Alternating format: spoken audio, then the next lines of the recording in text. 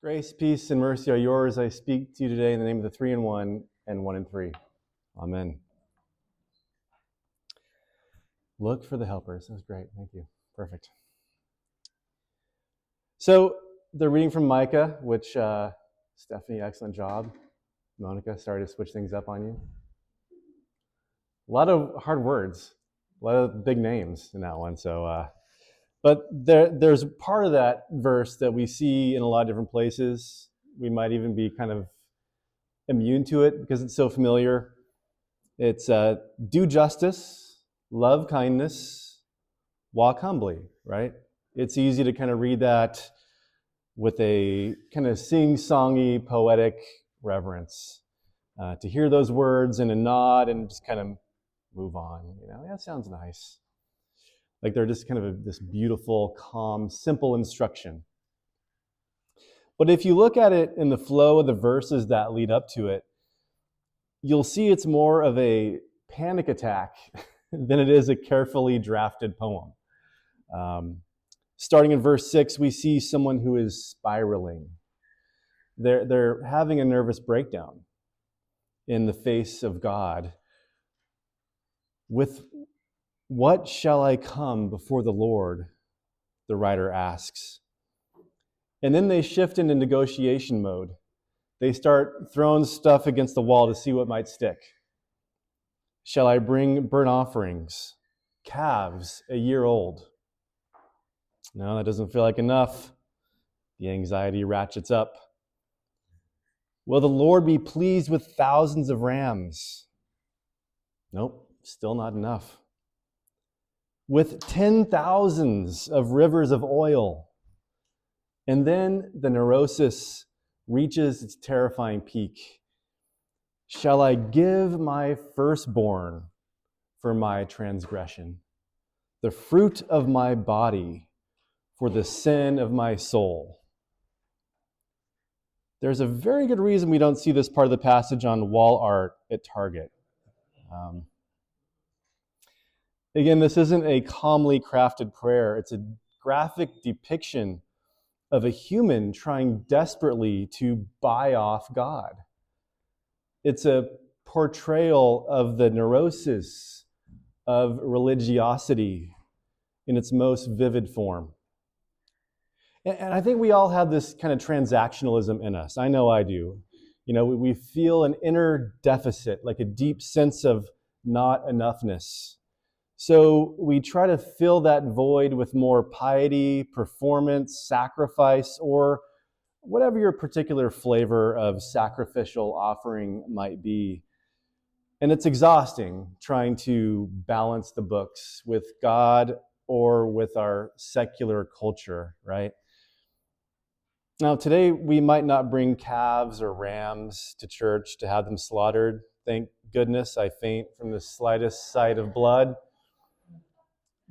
But we bring our resumes, we bring our stories of success and accomplishment. Our culture is steeped in the myth of the self-made person. We live in an empire that has its own beatitudes. Blessed are the strong, for they don't need help.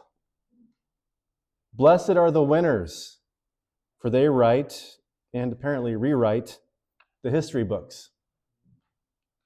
Blessed are the self-made, for they don't owe anyone anything. Blessed are the ones who accumulate the most, for they are safe. We have this narrative that says we're a nation of self-made entrepreneurs who pulled ourselves up by our own bootstraps, right? And it feels great. The story just feels so good to the ego. But I think we all know that deep down, it's a lie, right? Because we know how fragile we actually are and how fragile our social fabric is. And we cover these vulnerabilities up with all kinds of stories. We try like crazy to seal the cracks in our lives with modern burnt offerings.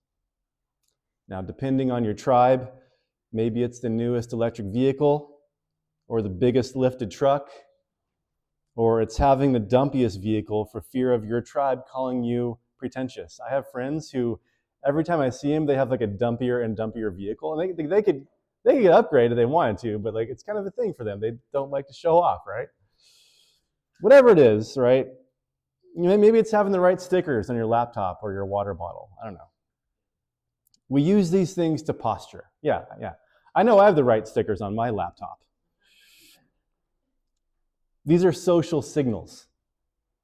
And God sees exactly what they are. Costumes for scared children like you and me who just want to be safe. But when you buy the toy, or you show your opposing social signals, your neighbor doesn't love you anymore, right? You haven't connected. You've just competed. And we all do this. I do this. We're creatures with tribal wiring. And into this exhaustion and division, Jesus walks up a mountain. He sits down, he looks at the crowd, and he sees people who have none of that.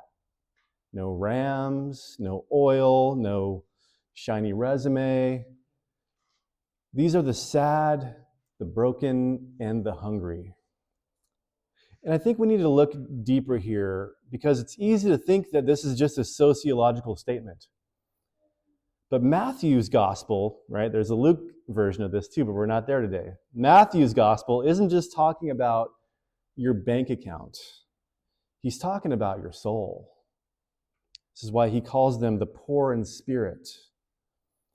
He's pointing to a metaphysical condition, exposing who we all are at our core. Underneath the armor and the posturing and the signaling, whether you own nothing or whether you're Mark Zuckerberg, your true self looks exactly like those huddled masses on that hillside. Your true self is not the self-made winner. I'm sorry. Your true self is a child who holds this posture of emptiness and neediness, who just wants to run into the Father's arms and be held. We all have that. And to that child, to that honest inner posture, Jesus doesn't say, go get more oil. He says, blessed are you. Now we still have to be careful though, because we hear, blessed are the poor in spirit, and we think, okay, I got this. If I make myself seem more miserable than they are, right? God will give me a cookie when I die. I don't know what the prize is there. But that's just the same transactional game dressed up in a sadder costume. I kind of think of it like an electrical circuit, right? When we're in glory mode, trying to be the self-made winner, which our culture at large, right, postures that way, right? We think we're generating our own power. But in reality, we've cut ourselves off from our source. The ego on its own is a closed loop. When I'm obsessed with my winning, I'm effectively unplugging from the circuit breaker of life. The Beatitudes aren't a demand for payment. They're a description of what happens when you finally plug back in. Blessed are the poor in spirit is simply the moment we stop trying to be our own generator. And in that admission, we stop fighting the current. It's not that we flip a switch. It's that we finally see that the grace of God already flipped it. We simply stop resisting. We find the circuit has been closed all along. And this is where real power is found. Not the illusory power of domination or isolation, but the real power of connection. Suddenly, you don't just tolerate your neighbor, you see them.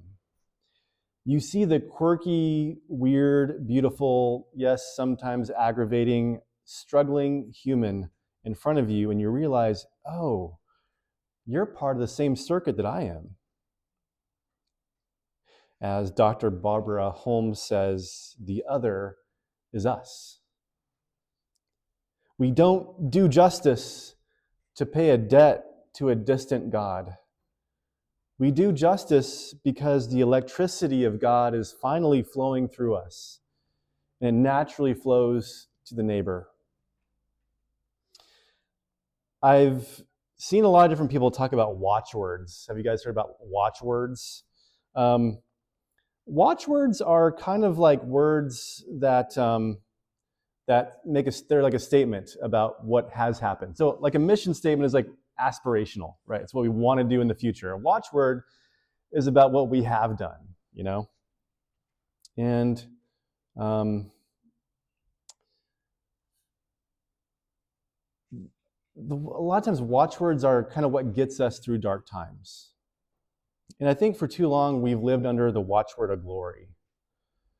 But we have a deeper, older, and more honest watchword. It's not written on a red hat or on a sign over an overpass. It's written on a copper statue in the New York harbor. It says, "Give me your tired, your poor, your huddled masses, yearning to breathe free." That's a watchword. Like those huddled masses standing before Jesus, looking desperately for a life-saving word. That is what drew our ancestors here. And this is the theology of the cross. The announcement that God is found not in our strength, but in our need. The nervous negotiation is an illusion. God isn't waiting for your rivers of oil. Right now, in this room, God is moving into the cracks of our lives, bypassing our strength, right? And coming straight for our poverty. God is taking the closed loop of our ego and breaking it open so that we can finally be consciously connected to Source and to each other. The debt is paid. The circuit is closed. And you are free. And because you're free, there's a table prepared for you.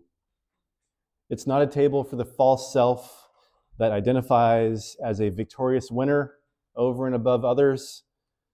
This table is set for the tired, the poor, and the huddled masses. In other words, all of us, the real us. And to that deep need, Jesus feeds us with the bread of life and makes us new. And so it is. Amen.